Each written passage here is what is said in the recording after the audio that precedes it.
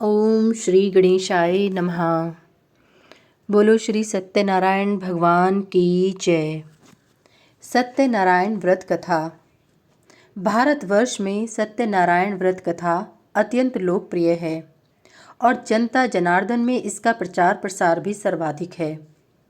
भारतीय सनातन परंपरा में किसी भी मांगलिक कार्य का प्रारंभ भगवान गणपति के पूजन से एवं उस कार्य की पूर्णता भगवान सत्यनारायण की कथा श्रवण से समझी जाती है। वर्तमान समय में भगवान सत्यनारायण की प्रचलित कथा स्कंद पुराण के रेवा खंड के नाम से प्रसिद्ध है, जो 5 या 7 अध्यायों के रूप में उपलब्ध है। भविष्य पुराण के प्रतिसर्ग पर्व में भी भगवान सत्यनारायण व्रत कथा का उल्लेख मिलता है, जो 6 अध्यायों में प्राप्त है। यह कथा स्कंद पुराण की कथा से मिलती जुलती होने पर भी विशेष रोचक एवं श्रेष्ठ प्रतीत होती है। सत्यनारायण व्रत कथा की प्रसिद्धि के साथ अनेक शंका समाधान भी इस पर होते रहते हैं तथा लोग यह भी पूछते हैं कि साधु वणिक, काष्ठ विक्रेता, शतानंद ब्राह्मण, उल्कामुख, तुंगध्वज आदि राजाओं ने कौन सी कथाएं सुनी थी और वे कथाएं कहाँ कही गईं तथा इस कथा का प्रचार कब से हुआ। इस संबंध में यही जानना चाहिए कि कथा के माध्यम से मूल सत तत्व परमात्मा का ही इसमें निरूपण हुआ है, जिसके लिए गीता में नास्तो विद्यते भावो न भावो विद्यते सता आदि शब्दों में यह स्पष्ट किया गया है कि इस माया में दुखद संसार की वास्तविक सत्ता ही नहीं है।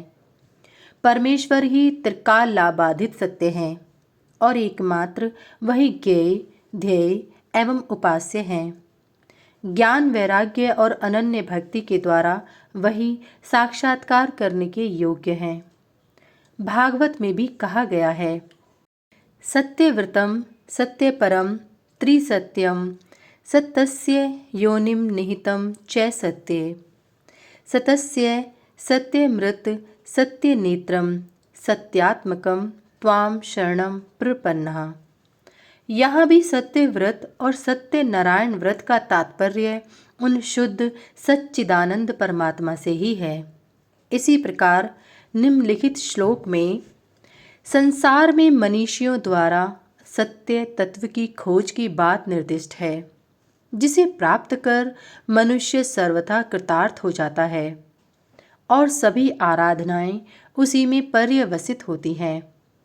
निष्काम उपासना से सत्य स्वरूप नारायण की प्राप्ति हो जाती है।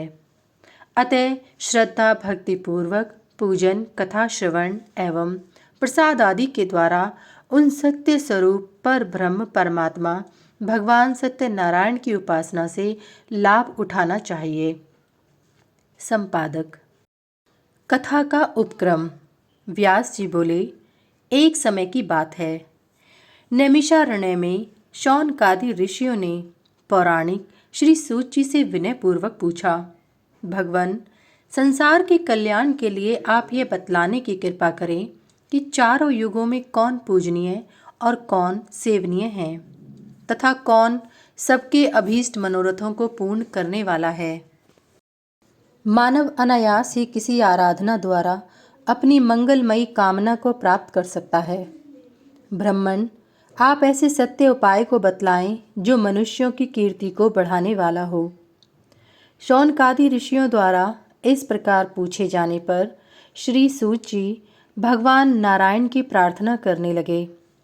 श्री सूत जी ने प्रार्थना करते हुए कहा, प्रफुल्लित नवीन कमल के समान नेत्र वाले, भगवती लक्ष्मी के क्रीड़ा पात्र, चतुर्भुज, स्वर्ण कांति के समान सुंदर शरीर वाले, संसार की रक्षा करने के एकमात्र मूल कारण तथा शत्रुओं के लिए धूम्रकेतु स्वरूप भगवान सत्यनारायण देव की मैं स्तुति करता हूँ, जो भगवान करुणा के निधान हैं, जिनके चरण कमल वंदनीय हैं, जो भक्तों पर अनुकंपा करने वाले हैं, जो लक्ष्मण जी के साथ रहते हैं और माता सीता से समन्वित हैं, तथा माता वैदेही श्री जनक नंदिनी जी के मुख कमल की ओर स्निग्ध भाव से देखते रहते हैं, उन शत्रुघ्न, हनुमान तथा भरत से सेवित पुलस्त्य कुल का संहार करने वाले सत्स्वरूप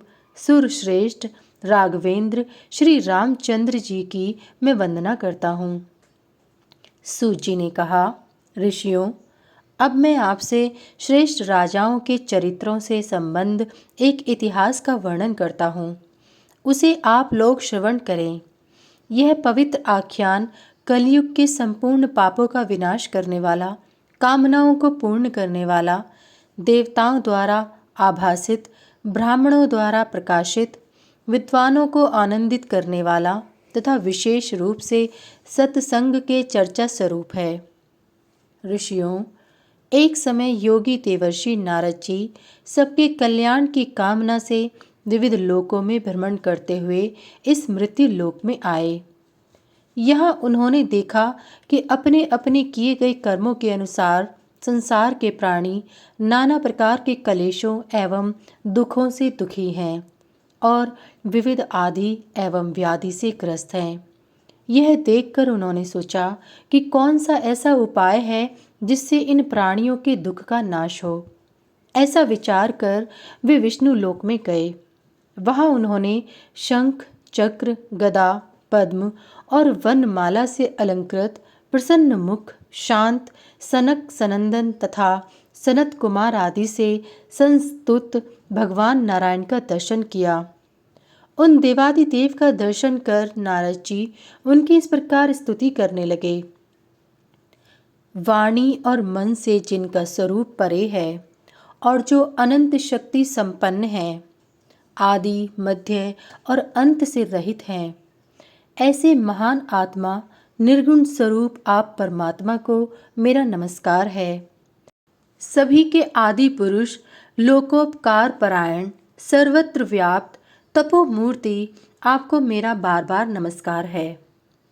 देव ऋषि नारद की स्तुति सुनकर भगवान विष्णु बोले, देवर्षे, आप किस कारण से यहाँ आए हैं?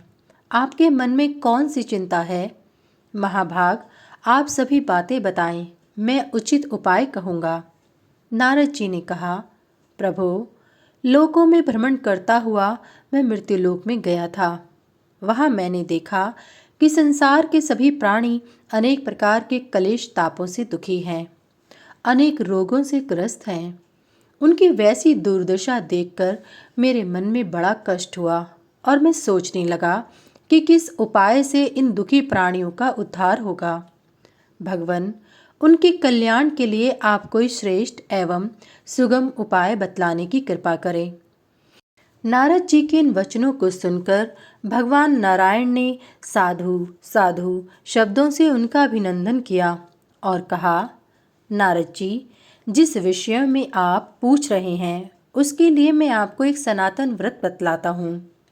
भगवान नारायण सतयुग और त्रेता युग में विष्णु स्वरूप में फल प्रदान करते हैं और द्वापर में अनेक रूप धारण कर फल देते हैं, परंतु कलयुग में सर्वव्यापक भगवान सत्यनारायण प्रत्यक्ष फल देते हैं।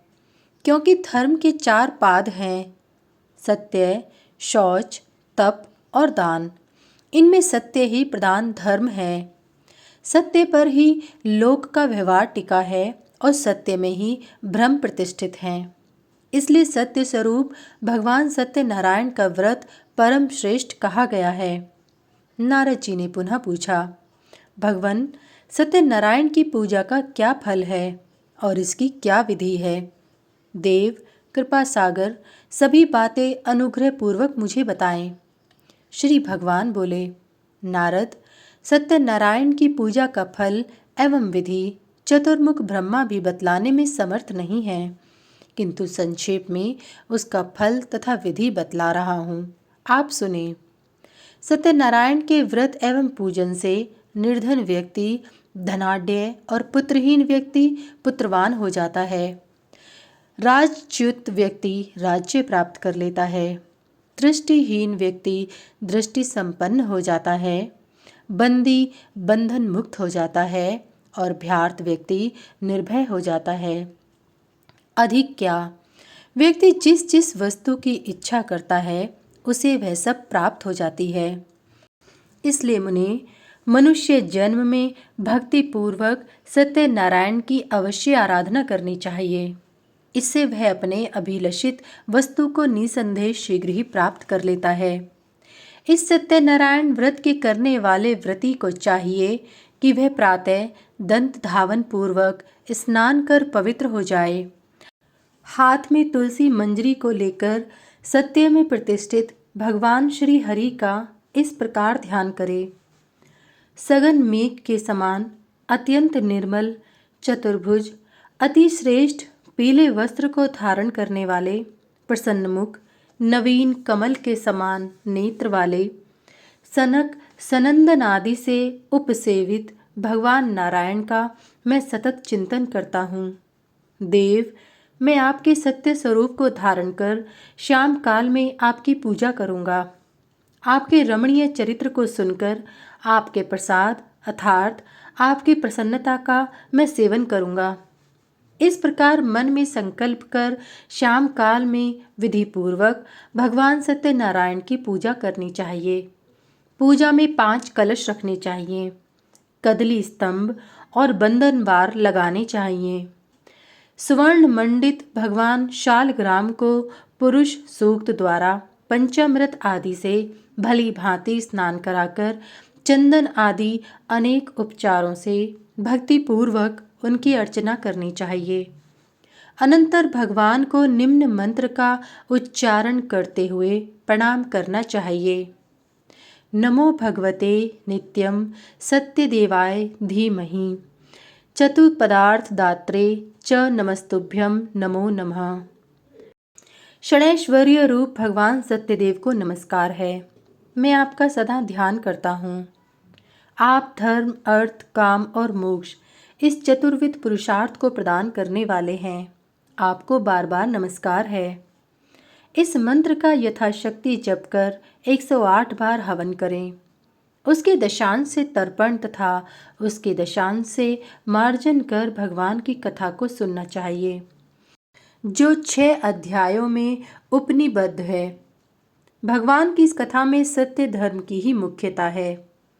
कथा श्रवण के अनंतर भगवान के प्रसाद को 4 भागों में विभक्त कर उसे भली भांति वितरण करें। प्रथम भाग आचार्य को दें, द्वितीय भाग अपने कुटुंब को, तृतीय भाग श्रोताओं को और चतुर्थ भाग अपने लिए रखें। तत्पश्चात ब्राह्मणों को भोजन कराएं एवं स्वयं भी मौन होकर भोजन करें। देवर्षि, इस विधि से सत्यनारायण की पूजा करनी चाहिए। श्रद्धा भक्ति पूर्वक सत्यनारायण की पूजा करने वाला व्रती सभी अभीष्ट कामनाओं को इसी जन्म में प्राप्त कर लेता है। इस जन्म में किए गए पुण्य फल को दूसरे जन्म में भोगा जाता है और दूसरे जन्म में किए गए कर्मों का फल मनुष्य को यहाँ भोगना पड़ता है। श्रद्धा पूर्वक किया गया सत्यनारायण का व्रत सभी कामनाओं को पूर्ण करने वाला होता है। नारद जी ने कहा, भगवान, आज ही आपकी आज्ञा से भूमंडल में इस सत्यदेव व्रत को मैं प्रतिष्ठित करूंगा। यह कहकर नारद जी तो पृथ्वी पर व्रत का प्रचार करने चले गए और भगवान नारायण देव अंतर ध्यान हो काशीपुरी में चले आए। सत्यनारायण व्रत कथा का प्रथम अध्याय।